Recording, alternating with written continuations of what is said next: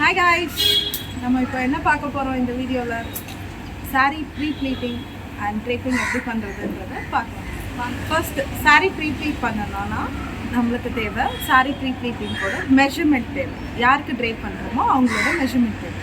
அந்த measurementக்கு 4 measurement.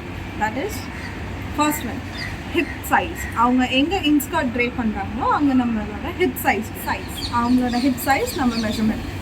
Second measurement அவங்களோட பல்லு லென்த் பின்னாடி from the shoulder to the calf muscles இல்லை அதுவும் லாங் வேணும்னா அவங்க எவ்வளோ கேட்குறாங்களோ அவ்வளோ எடுக்கும்.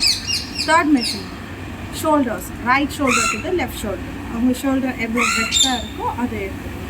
Fourth measurement is shoulder point பின் டு த கப் பாயிண்ட் அது வரைக்கும் நம்ம எடுக்கணும்.